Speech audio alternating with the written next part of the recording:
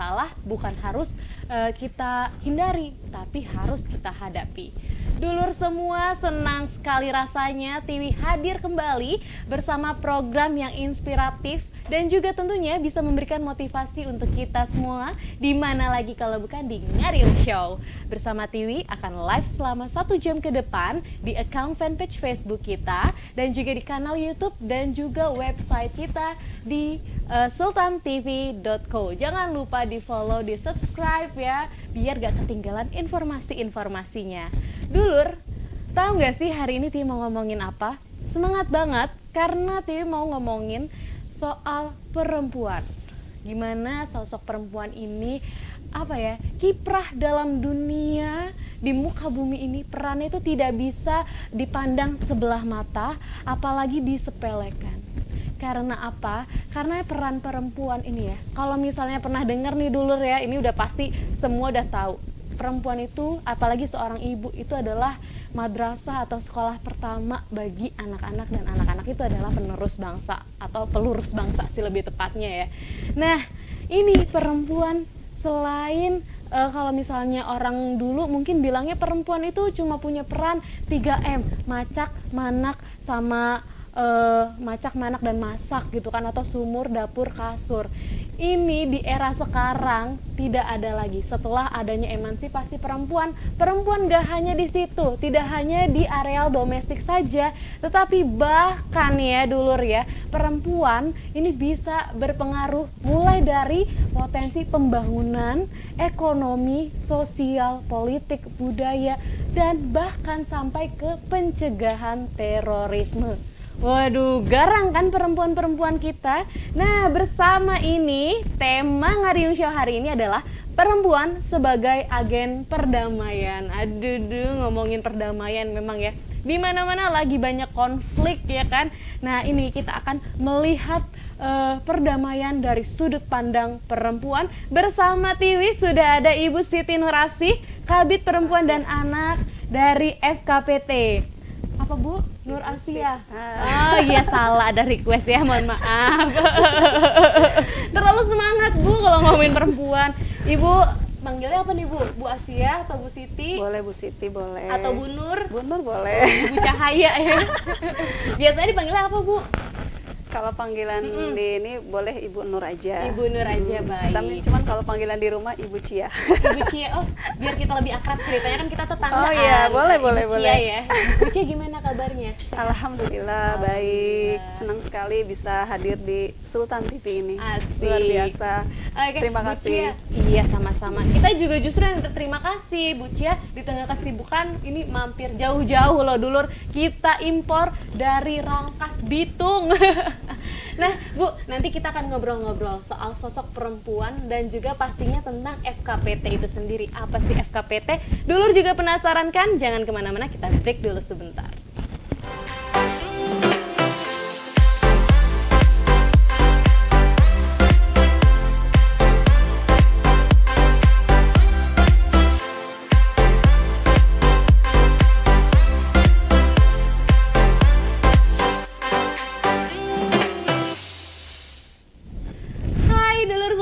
Masih bersama Tiwi dan juga Ibu Nur atau Mbak Nur ya ini. Waduh, soalnya awet muda nih kayaknya. Aduh, dibilang Mbak jadi gimana gitu ya. Gimana gitu ya. Oke, Bu Nur, ini Iya. kan Ibu ini adalah seorang Kabid Perempuan dan Anak dari Forum Koordinasi Pencegahan Terorisme atau FKPT. Tapi nih sebelum Tiwi jauh membahas ke yang lain, nih Tiwi menarik banget, tertarik dengan FKPT ini karena mungkin bahkan Tiwi sendiri baru dengar nih Bu FKPT. Kalau BNPT-nya sudah tergaungkan lah gitu namanya. Ini apakah ini mitra dari FKPT, BNPT atau bagaimana sih Bu, boleh diceritakan? Baik, Assalamualaikum warahmatullahi wabarakatuh. Selamat sore para pemirsa di rumah dan juga yang di studio. Luar biasa, sebelumnya saya mengucapkan terima kasih nih ke Sultan TV sudah bisa diundang ke sini bersilaturahmi dan juga ikut memperkenalkan apa itu FKPT. Kebetulan saya Siti Nur Asia selaku Ketua Bidang Perempuan dan Anak di Forum Koordinasi Pencegahan Teroris Provinsi Banten. Nah, apa itu FKPT? FKPT itu adalah tadi kepanjangan dari Forum Koordinasi Pencegahan Teroris Banten, dan itu kurang lebih di Banten ini udah kurang lebih 10 tahun menjelang ke 11 tahun. Jadi udah ini ketiga periode lah istilahnya ya. Jadi masa kepengurusannya itu kurang lebih 5 tahun. Dan ini dibentuk dari pusat, dari badan tadi BNPT ya. Kalau kita lebih fokus ke koordinasi pencegahannya. Oke, jadi upaya preventifnya. Preventifnya. Kalau kuratifnya kan BNPT. BNPT-nya. BNPT-nya, kalau kita lebih ke pencegahannya. Bagaimana supaya Banten ini yang konon katanya ada kasus radikalisme juga, pernah ada terorisme juga. Nah, ini supaya bisa kondusif dan juga lebih aman gitu. Jadi tujuannya untuk mensosialisasikan bagaimana menciptakan supaya Banten ini damai gitu. Dan Seperti FKPT ini sudah ada di 32 provinsi. Betul, ya, ada di 32 provinsi dan semua hanya ada di level provinsi saja, belum tidak ke kabupaten. Iya, seperti itu. Menarik. Nah, kalau misalnya kesibukan di FKPT sendiri itu apa sih Bu? Kalau dari Bu Ciah tadi ya, bukan Bu Nur. Kita kan konco kental. Temen akrab gitu, satu SD Bu ya. Oh gitu ya, aduh SD-nya tahun berapa dulu kayaknya? Beda generasi doang. Beda tipis ya. Iya.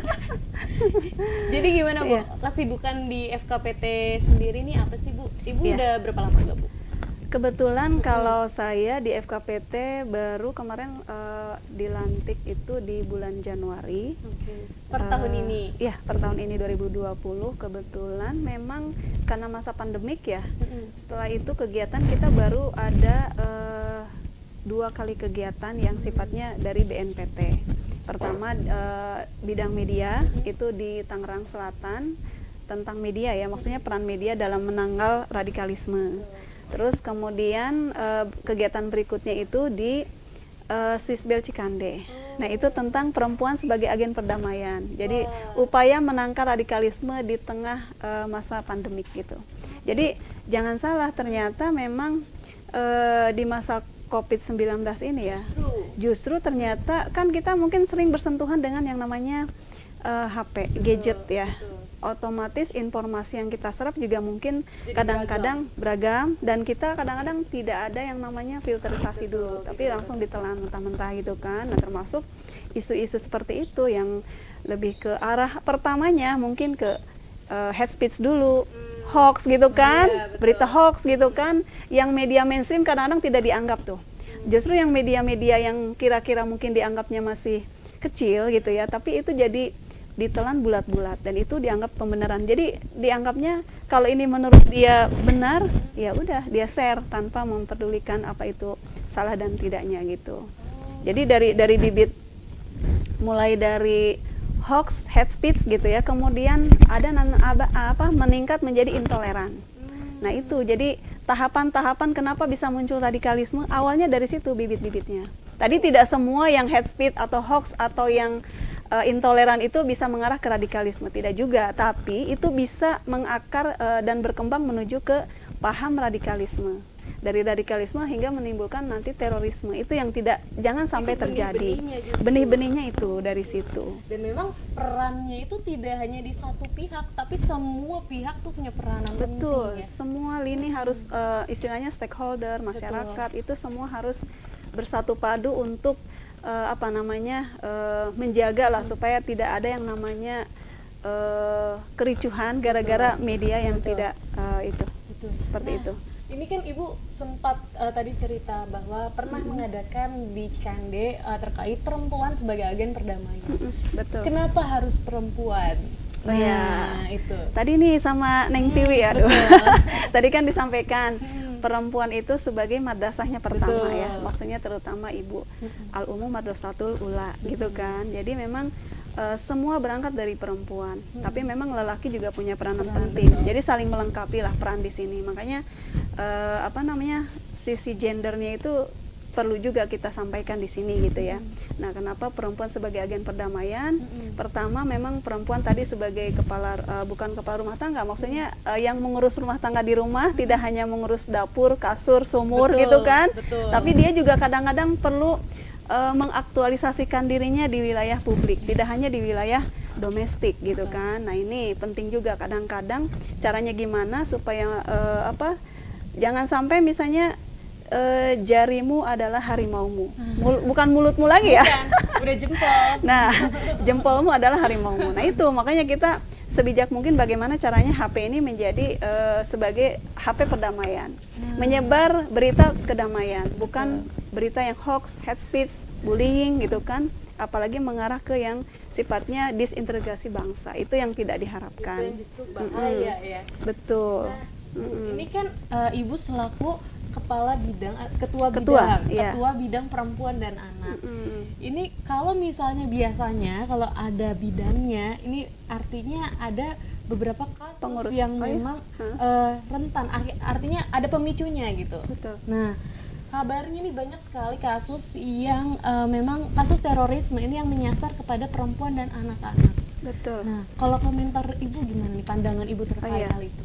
Alhamdulillah ya, maksudnya tadi saya lupa menyampaikan kalau ketua FKPT Banten itu ketuanya namanya Kiai Haji Amas Tajudin MBA. Beliau kebetulan sebelumnya sekretaris di FKPT dan sekarang menjadi ketua. Dan beliau sangat luar biasa koordinasi dengan stakeholder, dengan Kapolda Banten, dengan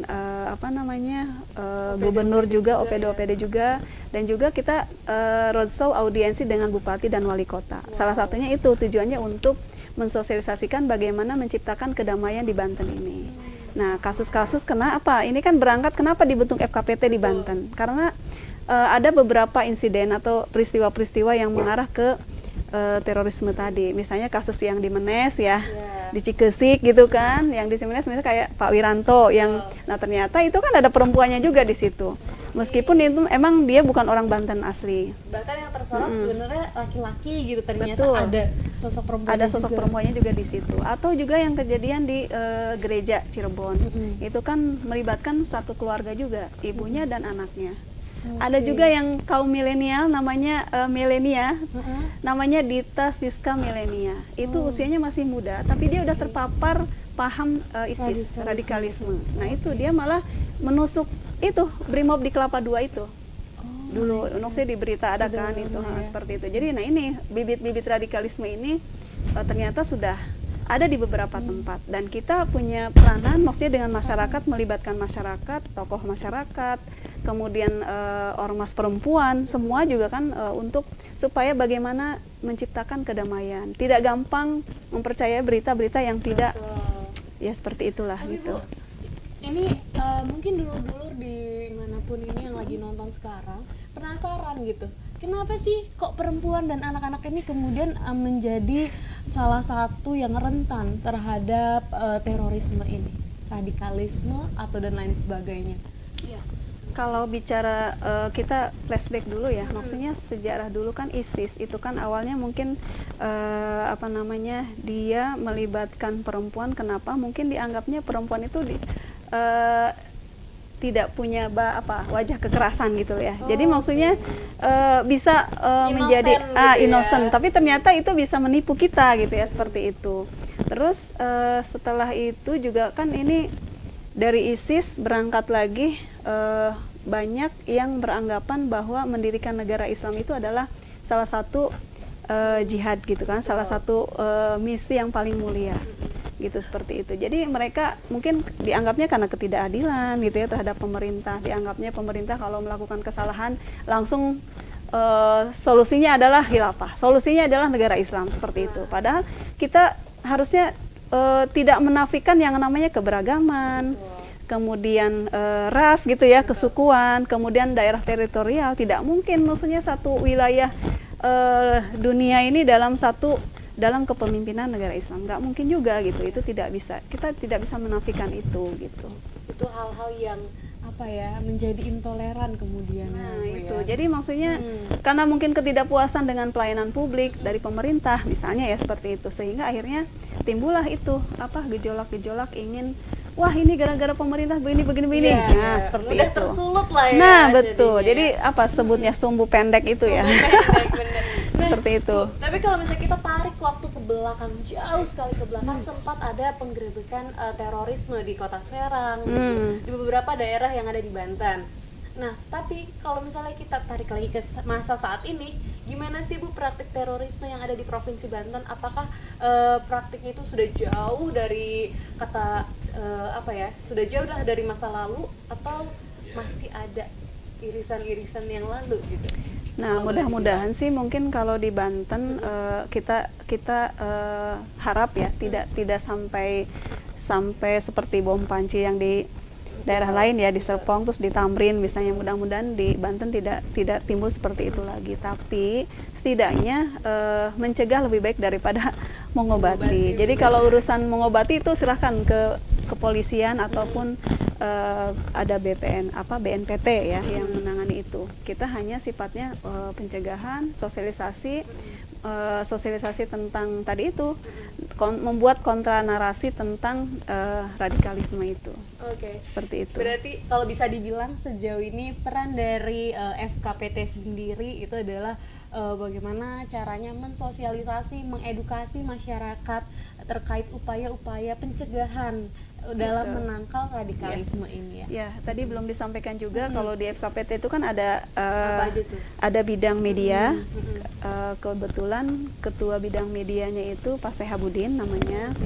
Beliau juga kebetulan dinasnya di Dinas Kominfo Kabupaten Lebak. Terus kemudian ada bidang penelitian, nah itu bidang akademik. Beliau juga dosen di UIN SMA B Serang. Pak Endang namanya, Pak Endang Saiful Anwar. Terus kemudian ada bidang pemuda, bidang pendidikan dan pemuda itu Pak Solehudin. Nah beliau, maksudnya kita dibagi-bagi tugas nih. Saya bidang perempuan dan anak. Jadi ada 4 bidang ya? Iya, ada 4 bidang itu diberikan tugas masing-masing untuk masuk ke segmentasi itu gitu. Kalau saya mungkin konsennya ke para ormas perempuan, terus para tokoh agama perempuan gitu ya, maksudnya supaya memberikan penyadaran bahkan pencerahan atau mungkin mengkonfirmasi bahwa pencegahan atau membuat kontra narasi radikalisme itu penting gitu. Seperti itu. Menarik banget. Nanti kita akan bahas lagi soal forum koordinasi pencegahan terorisme lebih dalam lagi bersama Bu Cia. Jadi dulur, penasaran nih kan? Jangan kemana-mana, tetap di Ngariung Show.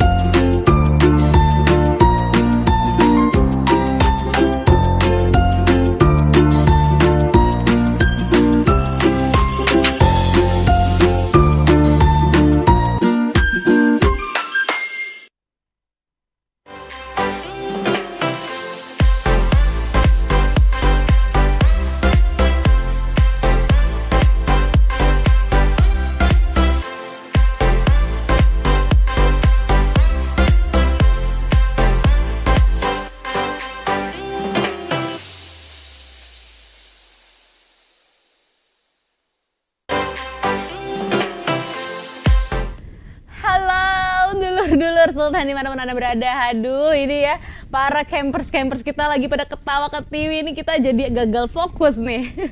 Ngetawain apa sih Bang Aboy? Oke, dulur-dulur, kita akan lanjutkan lagi perbincangan kita bersama Bu Chia. Ya, kita akan ngomongin soal pencegahan terorisme dan juga bagaimana perempuan bisa menjadi agen perdamaian. Nah, tapi sebelum kita ngobrol nih kayak agak seret ya Bu ya. Nih mangga diminum Bu. Ini ini teh tiwi, ini teh dalam gelas. Iya. Gimana Segar Bu ya? rasanya? Ini teh dari Sultan TV. Iya, ya? ini teh sultan Bu namanya. Teh sultan, iya, ya? sekali minum bisa jadi orang kaya. Waduh, Iya. amin. Sultan. Iya bener. Nggak mau kalah kan sama Pak Haji Andre sama Raffi Ahmad gitu ya. Oke dulur, kita akan lanjutkan lagi perbincangan kita bersama Bu Chia. Bu udah agak segar? Sudah siap ya? Kita tanya-tanya lagi. Oke Bu, ini kalau misalnya kita kan ngomongin soal perempuan, ya tadi menyinggung sedikit yang kita bahas di awal bahwa perempuan itu menjadi madrasah utama, madrasah pertama bagi anak-anak, bagi siapapun lah pokoknya kan. Nah ini kalau misalnya ada anak-anak, dan tadi Dewi kan sempat tanya juga, Bu kenapa sih kok perempuan sama anak-anak ini kemudian menjadi rentan gitu. Dan ternyata ada beberapa kasus juga kalau orang muda gitu ya, milenial bahkan sudah terpapar radikalisme. Ini kan jadi apa ya, kok takut ya jadinya gitu ya, agak bikin khawatir begitu. Dan memang di tengah pandemi ini orang-orang semua jadi fokus kepada daring, kepada info-info yang terbatas begitu.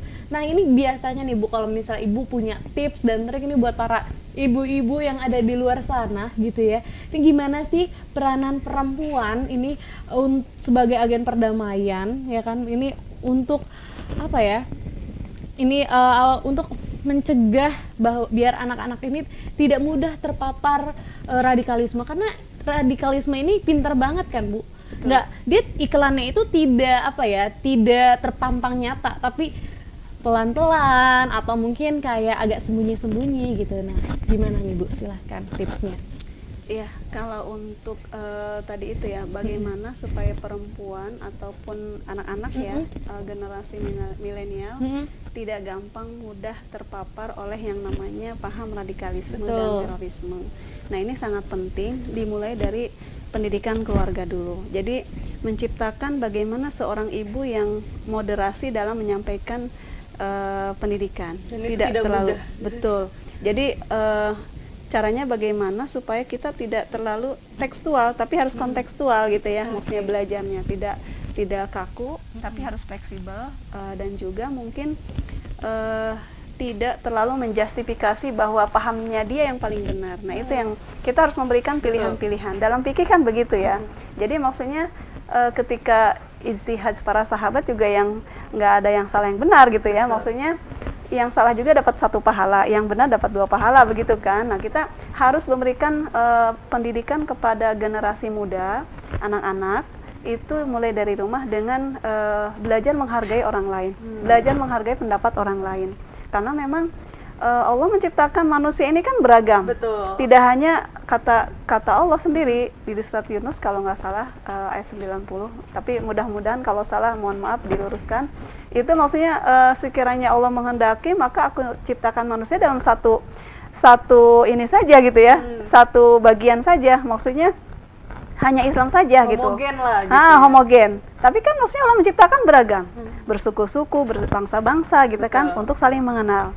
Nah ini tapi meskipun memang di ujung ayatnya orang yang mulia itu adalah orang yang paling bertakwa gitu kan. Nah ini kita bertakwa di sini kan mungkin komposisinya ada orang yang mempunyai akhlak yang baik. Sebaik-baiknya manusia kan mempunyai akhlak yang baik. Nah kita harus memberikan akhlak yang baik terhadap siapapun. Betul. Tidak hanya terhadap orang Islam, tapi kepada yang non Muslim juga kita harus saling menghormati. Kita di negara kita ini kan ada beberapa macam agama termasuk agama Sendawiwitan, kepercayaan, iya kan itu. Selain Hindu, Buddha gitu kan, ada agama Samawi, ada agama Ardi gitu.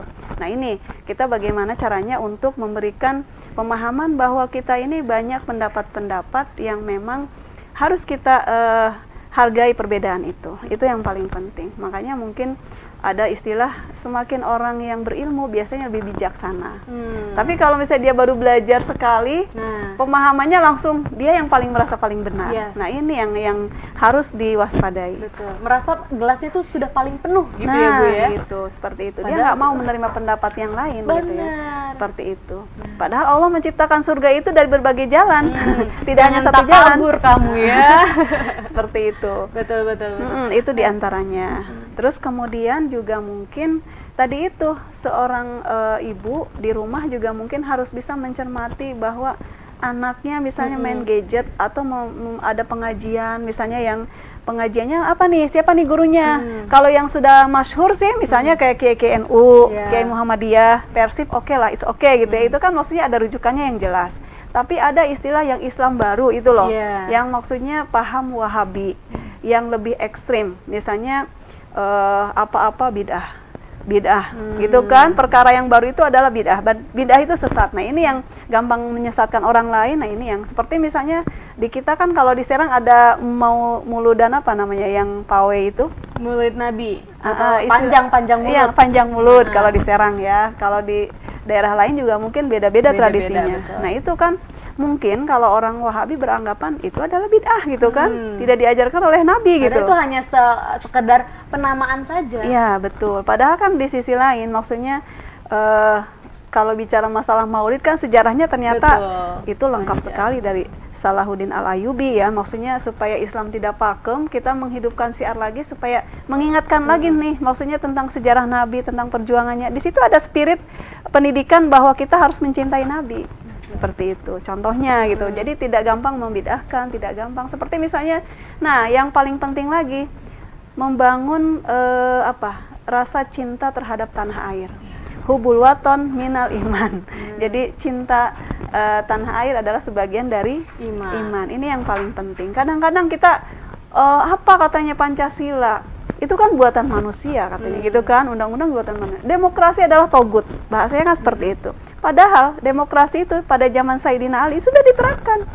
Zaman Nabi ketika peletakan Hajar Aswad digotong sama-sama itu juga demokrasi. Istilahnya tidak ingin gotong sendiri. Royong. Ya seperti itu. Maksudnya Nabi Ibrahim sendiri malah demokrasi juga kan. Ketika mau menyembelih Ismail, nanya dulu kan, diskusi dulu kan, nanya dulu kan. Bagaimana pendapatmu? Nah, itu artinya berarti memang demokrasi itu bukan togut. Memang sebenarnya peraturan-peraturan hukum yang berlaku baik di Indonesia bahkan di dunia itu salah satunya memang mengurut kepada Al-Qur'an.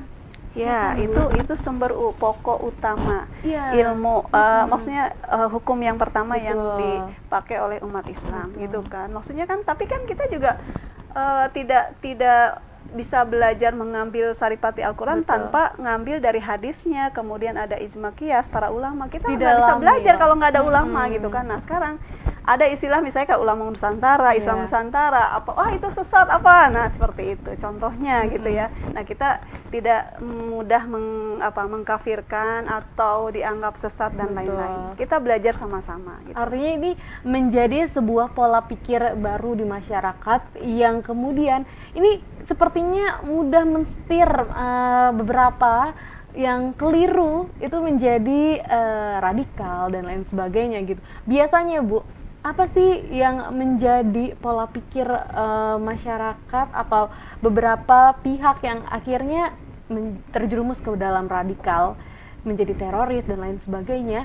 Itu apakah memang penyebabnya gitu ya? Apakah memang ada faktor dari stres kayak pikiran dan lain sebagainya? Kalau penyebab kenapa timbulnya paham radikalisme, nah itu tadi kita berangkat dari bibit-bibit yang tadi itu, mulai dari percaya adanya hate speech gitu ya, ujaran kebencian, hoax, kemudian tadi ada bullying tapi tanpa sadar secara psikologis gitu ya. Kemudian baru ke intoleran. Jadi menganggap dirinya tadi paling benar. Itu yang intoleran. Terus kemudian menganggap yang lain sesat. Misalnya contohnya kemarin tuh ada share video Ibu Risma ya. Maksudnya didoain oleh beberapa komunitas gereja, maksudnya orang-orang yang sedang di gereja mendoakan Ibu Risma. Nah, namanya wali kota, istilahnya kan dia mungkin menghargai siapapun yang mendoakannya dia gitu Betul. kan. Asal tidak dia maksudnya Selama itu baik ya kan? ya istilahnya bukan begitu. Jadi kita menghormati perbedaan itu dan menghargai siapapun dia ketika Iya, betul. caranya dia berdoa gitu seperti itu. Nah, itu ternyata disikapi macam-macam gitu seperti Oke. itu. Contohnya Baik. itu. Itu dia beraneka ragam netizen kita ya, warga plus Iya. 62 gitu katanya. Flower, Oke. negeri berflower. Iya betul sekali, negeri berkembang nih. Ini ada daunnya doang tuh, Oh, iya. nggak ada kembangnya. Oke, ini kita, aduh, kayak kalau ngomongin terorisme, Tadi radikalisme, ini ada yang tarik kurang urat. juga, Apa tuh Bu? Boleh. Teh Tiwi. Maksudnya gini, tadi kan oke, mulai dari kita menerima informasi itu hanya secara tekstual aja, pemahaman agama yang sempit itu juga salah satunya. Terus apa namanya, penafsiran agama ya secara letterlux, tapi tidak berguru kepada ulama-ulama yang memang secara masyhur gitu, yang moderat seperti itu. Itu salah satunya. Terus kemudian yang kita kan ingin Islam, misalnya ya, kebetulan kan mayoritas di Banten ini kan apa namanya, populasinya kebanyakan Muslim. Iya. Nah, maksudnya menciptakan Islam yang inklusif gitu kan, bukan yang eksklusif. Jadi inklusif itu kan menghargai perbedaan-perbedaan semuanya seperti toleransi, itu. cinta toleransi, cinta tanah air, cinta perdamaian. Iya.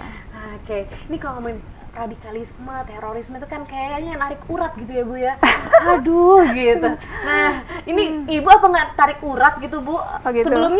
Sebelum di FKPT ini Ibu di mana sih Bu? Kebetulan saya di Fatayat, pimpinan oke. cabang Fatayat Lebak. Iya. Nah, ini penasaran gitu. Apa sih sebenarnya yang melatari Ibu, yang membuat Ibu akhirnya oke deh, aku mau ikut FKPT dan memberantas tentang terorisme ini Kalau gitu. memberantas itu kayaknya berat ya Kan bahasanya. setidaknya bagian dari itu Bu, pencegahan itu justru pencegahan. jauh lebih penting Iya. kan Bu. Kita maksudnya apa ya?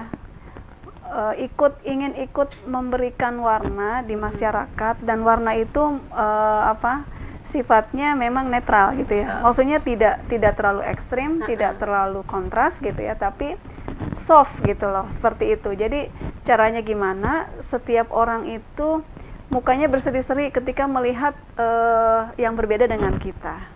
Kan maksudnya Minimal itu ya Bu, sesederhana itu. jadi kan Islam misalnya ya, Islam rahmatan lil alamin. Lil itu kan bagi alam semesta. Bukan Islam rahmatan lil muslimin. Iya kan? Betul. Wa ma arsalnaka illa rahmatan lil alamin. Kalau misalnya kita wa ma arsalnaka illa rahmatan lil muslimin, berarti kita baik-baiknya Cuma sama orang kita, muslim doang iya. dong. Sama non muslim kita nggak boleh baik-baikin. Nah, seperti itu. Jadi maksudnya kita jangan merasa fobia terhadap agama lain. Maksudnya kita cinta damai, kita merangkul siapapun. Terus jangan suka men-share tentang yang sifatnya khawatir menjadi pemicu konflik gitu. Seperti itu. Iya betul itu. Apalagi kan kalau misalnya ibu-ibu atau anak-anak muda, pokoknya bapak-bapak semuanya kalau udah ketemu gadget nih udah langsung nunduk ya kan. itu. WhatsApp Generasi, grup gitu ya. Menunduk. Oke. Merunduk. Merunduk. Nah, ini aduh, kita akan ngomongin soal perempuan. Nih, lebih Oke. seru lagi ya ngomongin soal perempuan. Bu, pengen tanya, penasaran sih kalau misalnya sepengalaman Ibu menjabat atau mungkin sebelum-sebelumnya, sebenarnya apa sih yang kebanyakan perempuan inginkan dari segi keadilan, kesejahteraan untuk bagi perempuan itu sendiri? Oke, berarti kita bergeser ke masalah gender. Gender. Kesetaraan gender. Mau minum lagi Bu? Oh, boleh. Minum lagi Bu, takut Saya haus. minum dulu boleh Iya, ya. boleh. Bismillahirrahmanirrahim. Ini yang kedua ya Bu. 3 kali ya. 3 kali baru jadi orang kaya Bu. Baru kedua. Oke. Baik, biar ada ini rongga-rongga ide-ide lagi.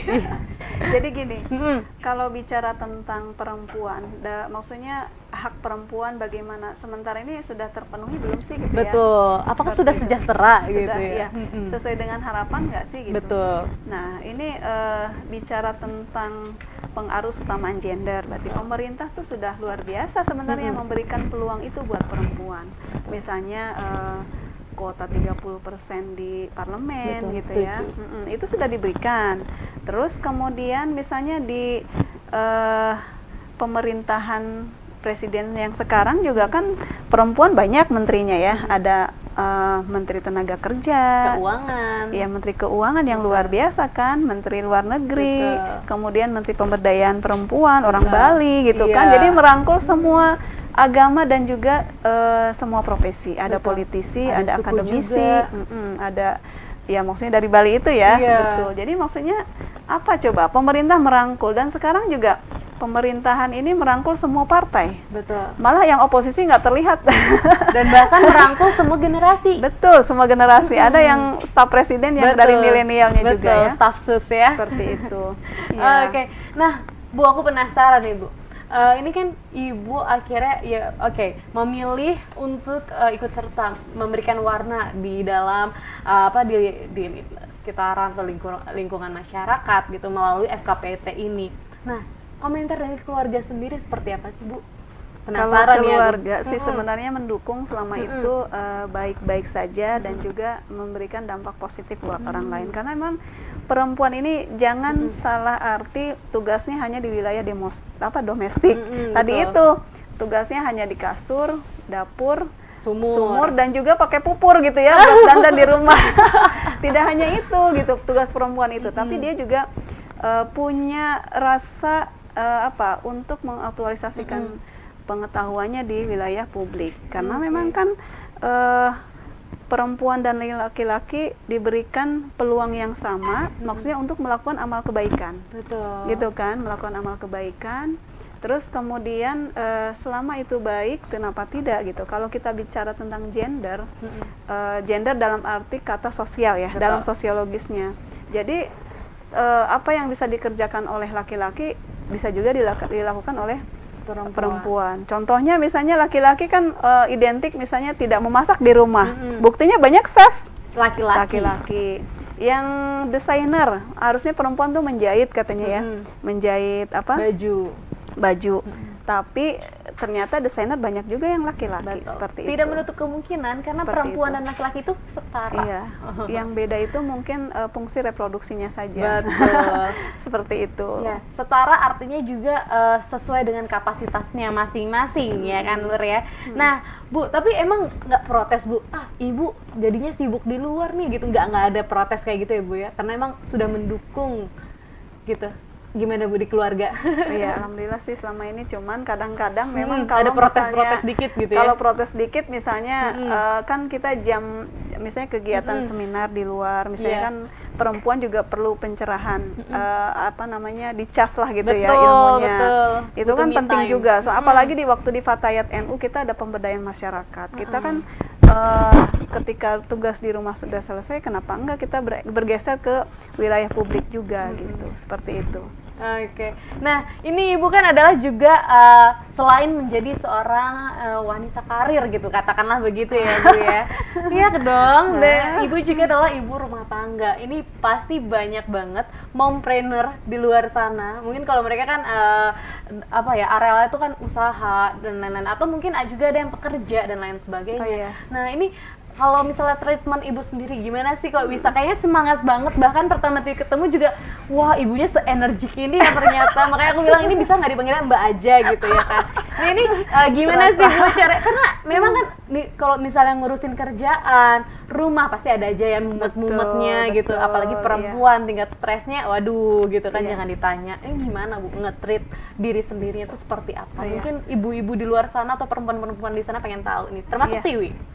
Gitu ya. Iya dong, kita sharing nih. Jadi maksudnya perempuan itu hebat sebenarnya ya. Maksudnya dia bisa berperan di rumah, betul, juga bisa berperan di luar gitu ya. Nah ini kadang-kadang kalau saya lihat fenomena di masyarakat juga ya, ada yang misalnya ketika suaminya meninggal, dia ditinggalkan dengan anak yang banyak, yang masih kecil-kecil, tapi dia tidak dibekali dengan keterampilan dan tidak punya usaha.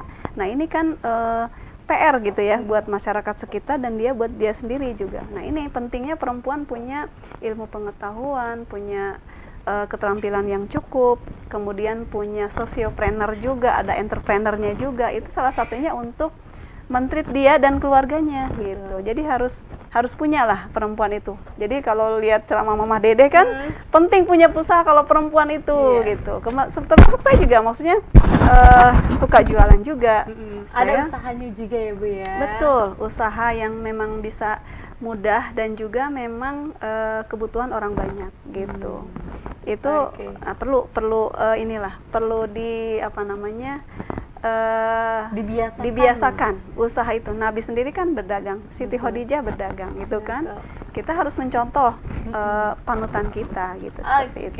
Menarik banget. Nanti kita akan kulik lagi nih tentang Bu Cia dan juga tentang perempuan kita pastinya. Jadi dulur jangan kemana-mana, tetap di Ngarim Show.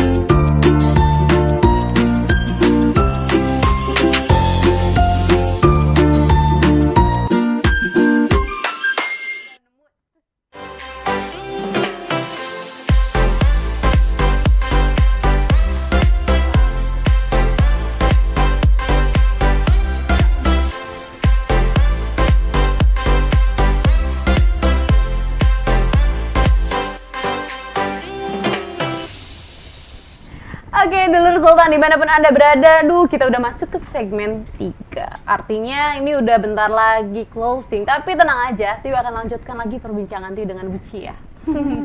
Ibu, kita masih ngomongin soal perempuan nih. Ini kan tadi terakhir kita ngomong gimana sih Bu, Ibu men-treat diri Ibu untuk supaya terus bisa energik dan lain sebagainya. Nah, tapi Tiu juga penasaran Bu, gimana kiprah atau para perempuan kita saat ini dan peranan perempuan dalam sumbangsih pembangunan negeri ini. Mas, ini bahasanya berat juga ya. Agak berat ya. Kontribusi terhadap negara apa sih yang udah dikasih betul. Gitu ya, luar biasa. Jadi berpijak pada, kalau orang yang aktivis perempuan itu biasanya pijakannya itu khairun nas anfa'uhum linnas gitu ya.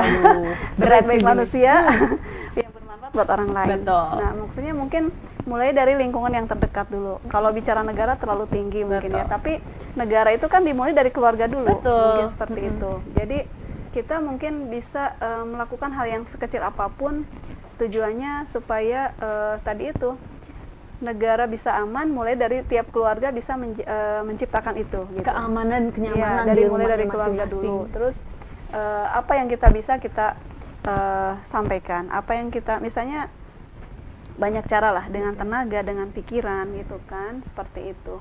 Atau dengan materi bisa juga kita share gitu ya, seperti itu. Tapi kalau sifatnya lebih utama itu adalah pemberdayaan. Ini yang paling penting, PR buat kita semua. Betul. juga. Jadi infrastruktur oke, penting gitu ya.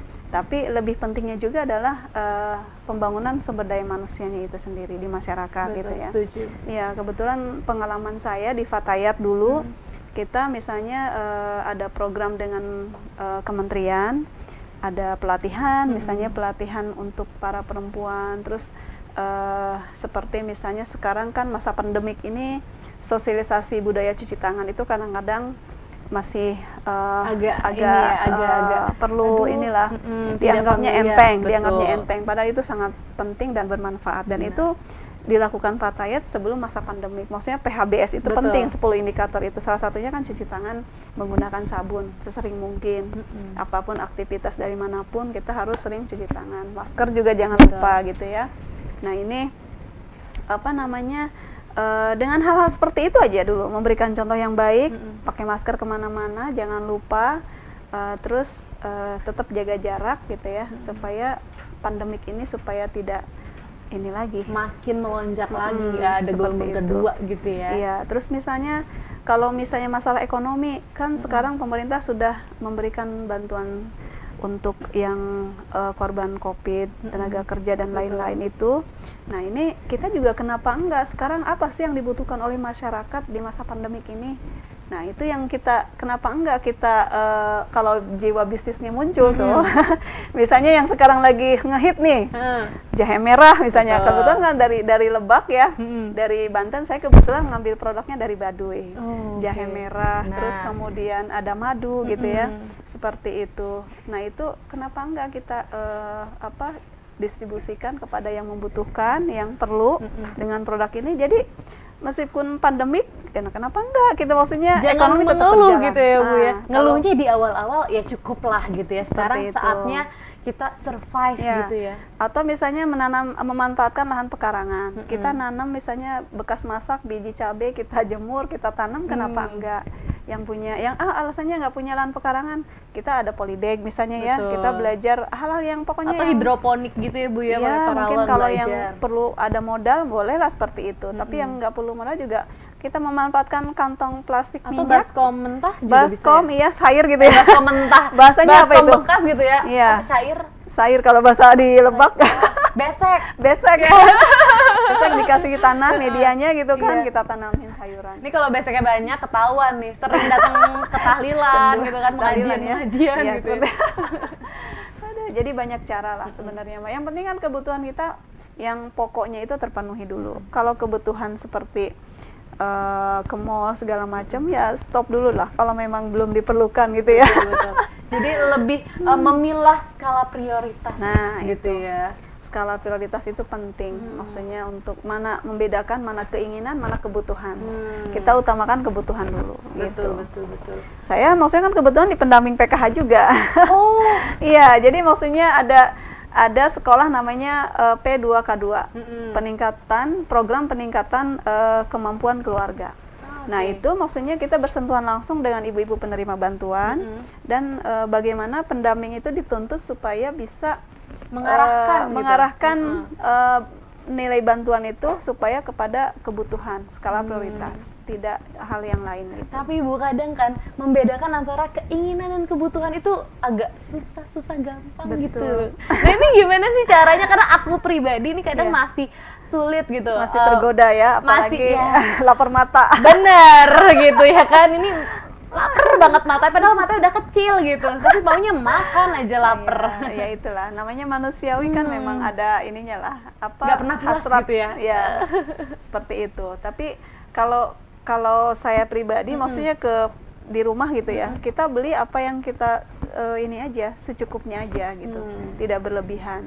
Jangan sampai mubazir. Orang di luar sana kan banyak yang butuh makan nasi, jangan dibuang-buang gitu, seperti itu. Nah, kalau dampingan saya misalnya di masyarakat gitu ya, di ibu-ibu penerima bantuan itu, suka ditanya, Ibu, kalau buku sekolah anak-anak itu kebutuhan apa keinginan? Kebutuhan gitu kan.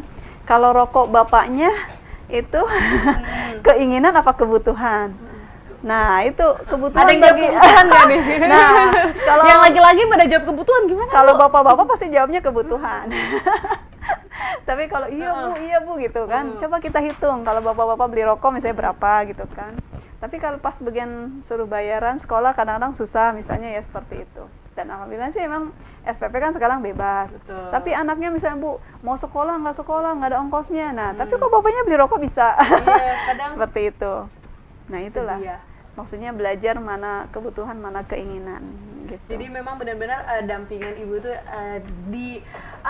dibuat di brainstorming gitu ya supaya punya pola pikir yang memang bisa memilah antara kebutuhan dan keinginan. Wah keren banget. Nah Bu Ti pengen ini dong tanya-tanya lagi seputar tips dan mungkin juga pesan-pesan untuk para perempuan-perempuan yang ada di luar sana nih. Gimana sih caranya supaya kita bisa tetap menjalankan peran kita sebagai perempuan dan pastinya sebagai agen perdamaian. Bahkan Ti pernah dengar bahwa perempuan itu tidak hanya menjadi agen perdamaian dari rumah, tapi agen perdamaian dunia. Gitu ya kan, bahkan hanya dari rumah yang tadi Ibu sudah jelaskan, ciptakan kenyamanan, perdamaian dan juga keamanan di masing-masing rumah aja dulu, baru di sekitaran dan lain sebagainya, dan itu bisa menjadi lingkup besar nantinya bahkan hingga dunia. Nah ini pengen dong Ibu bagi share pesan-pesan untuk para perempuan-perempuan di luar sana, untuk kita nih, gimana sih caranya supaya kita bisa menjalankan peran kita dengan lebih baik? Iya, jadi tipsnya begini, mungkin maksudnya tadi itu kita harus mencharge diri kita, gitu ya, maksudnya belajar banyak hal, maksudnya tentang agama itu penting, kemudian belajar tentang bersosialisasi dengan sesama juga itu penting, kemudian tadi itu dengan belajar bersosialisasi kita bisa berempati dan bersimpati dengan orang lain, itu yang paling penting, menghargai. Terus kemudian juga ketika di rumah kita harus bahwa tugas ini bukan milik ibunya atau anaknya loh, tapi kita sama-sama, harusnya seperti itu gitu kan, sama-sama egaliter gitu ya. Terus kemudian supaya menjadi role model itu bagaimana, yaitu di masyarakat mungkin ketika ada pengajian, misalnya kalau kita komunitasnya muslim misalnya, kita ikut pengajian, salah satunya itu untuk silaturahmi. Bukan untuk besek ya Bu? Oh, kalau besek terlalu kecil ya. Kalau si Nana bahkan itu dikejar juga. Pengajian di luar kampung juga dia kejar Bu, nggak diundang juga dia datang. Demi besek itu. Betul. Terus kemudian mungkin tadi itu memberikan apa yang kita bisa.